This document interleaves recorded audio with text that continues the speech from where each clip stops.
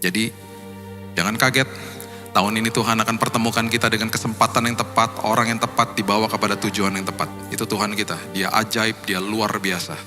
Dia dahsyatnya luar biasa. Dan kalau kita sedang berharap tahun ini, dan pasti kita banyak harapan yang kita berikan kepada Tuhan, kita doakan kepada Tuhan. Saya kasih ayat terakhir ini, Kolose 1 ayat 27. Coba lihat.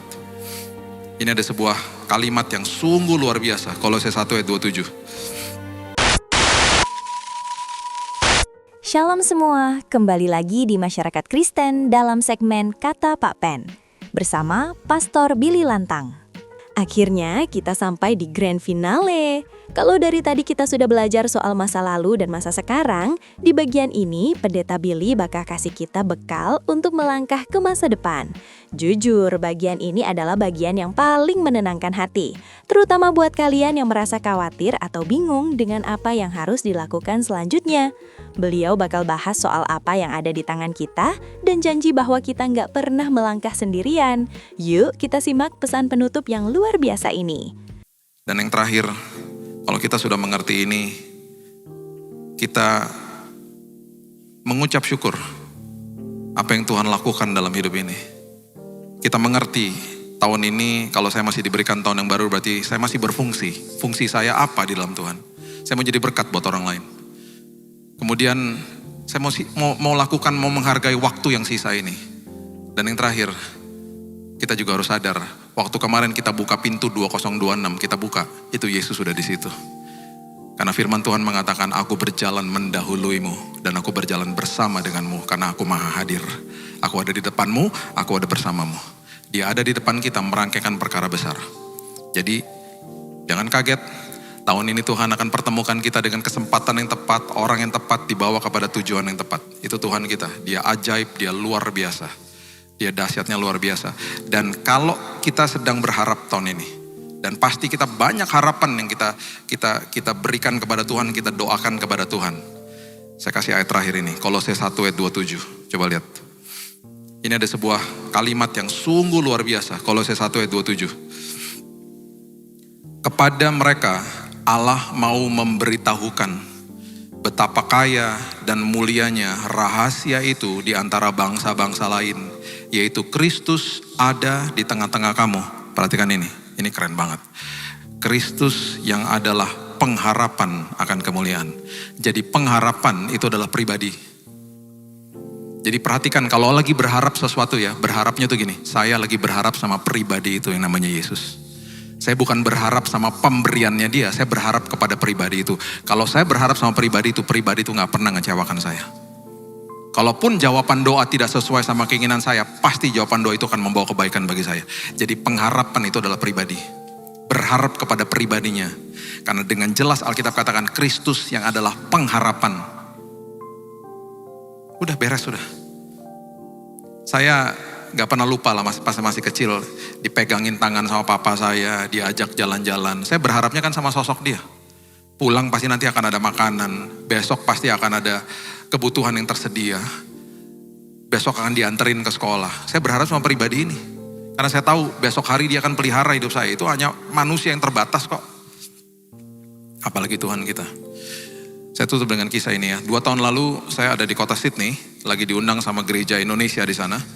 Jadi saya berjumpa dengan teman lama dan teman baru pastinya. Teman barunya dari gereja yang mengundang. Saya lagi ngopi sama teman lama, di saat ngopi dia bilang ini, Bill, ntar jam 2 gue harus jalan ya. Karena gue harus jemput anak gue, oke. Terus saya bilang gak apa-apa, no problem. Nanti jam 2 ada teman gue yang baru dari gereja itu nanti akan ngopi sama gue. Aplusan lah, no problem.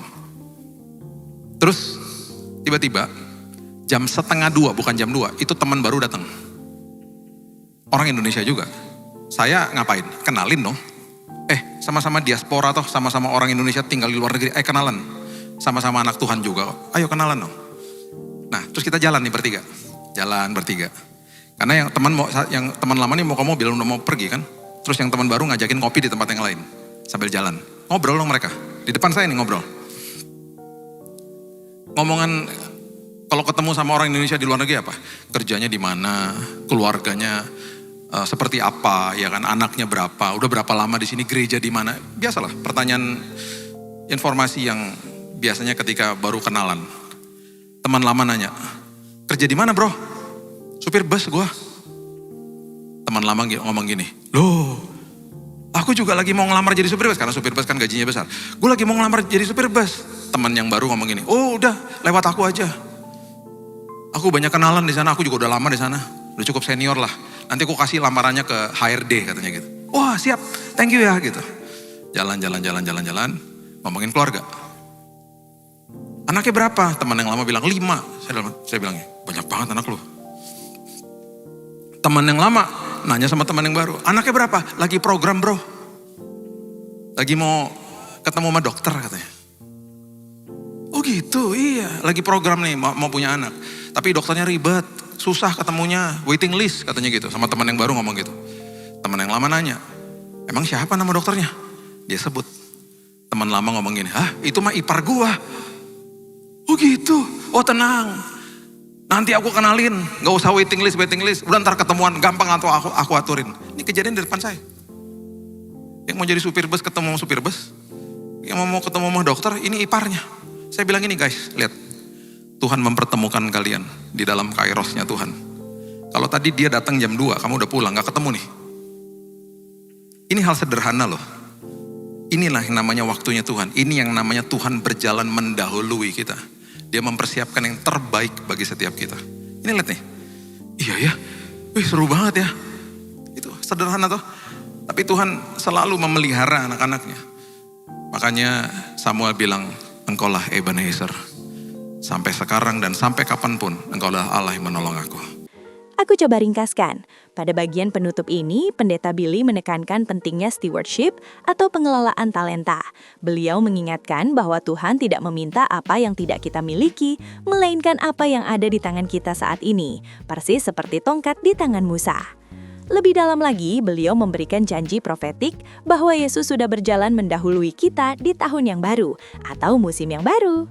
Khotbah ini ditutup dengan sebuah kesaksian mengharukan di Sydney tentang waktu Tuhan. Di saat semua pintu seolah tertutup dan situasi terasa mepet, Tuhan menunjukkan kedaulatannya dengan menyediakan pertolongan di detik yang paling tepat. Segmen ini diakhiri dengan doa berkat yang sangat kuat bagi jemaat. Lalu kesimpulannya adalah, masa depan tidak perlu ditakuti jika kita tahu siapa yang berjalan di depan kita. Kesimpulan besarnya adalah, kesetiaan kita mengelola hal kecil yang ada di tangan, bertemu dengan kedaulatan Tuhan yang sudah berjalan di depan, akan menghasilkan mukjizat. Tuhan tidak pernah terlambat, dan Dia tidak pernah salah dalam mengatur waktu, kairos. Value yang kamu bisa dapat adalah confidence atau kepercayaan diri dalam Tuhan. Kita bisa melangkah dengan tegak karena Yesus sudah survei masa depan kita dan Dia ada di sana menunggu kita. Accountability atau tanggung jawab, berhenti mengeluh tentang apa yang tidak kita punya. Mulailah fokus mengelola talenta, waktu, dan sumber daya yang saat ini ada di tangan kita. Divine timing atau waktu ilahi, belajar untuk tenang di dalam tekanan. Seperti kesaksian di Sydney, Tuhan punya cara-cara yang out of the box untuk menolong kita tepat pada waktunya. Peace atau damai sejahtera, doa berkat di akhir menjadi pengingat bahwa penyertaan Tuhan adalah jaminan utama dalam hidup. Untuk itu, kamu juga bisa menerapkannya dalam kehidupanmu, seperti maksimalkan tongkatmu. Apa yang ada di tanganmu hari ini? Apakah itu pekerjaan admin, kemampuan desain, atau sekedar telinga untuk mendengar? Lakukan itu dengan luar biasa. Tuhan akan memakai hal kecil itu untuk membelah laut teberau masalahmu. Kalahkan anxiety dengan iman. Setiap kali kamu merasa takut akan hari esok soal ekonomi, pasangan, atau karir, katakan pada dirimu sendiri, Yesus sudah berjalan mendahului saya ke hari esok dan Dia sudah mengatur semuanya. Sabar dalam menunggu kairos. Jika kamu merasa sedang di titik kritis seperti pengalaman Pendeta Billy di Sydney, jangan menyerah dulu. Tetaplah percaya dan bergerak, karena seringkali bantuan Tuhan datang di detik-detik terakhir untuk menunjukkan bahwa itu murni karena kuasanya, bukan kuat kita.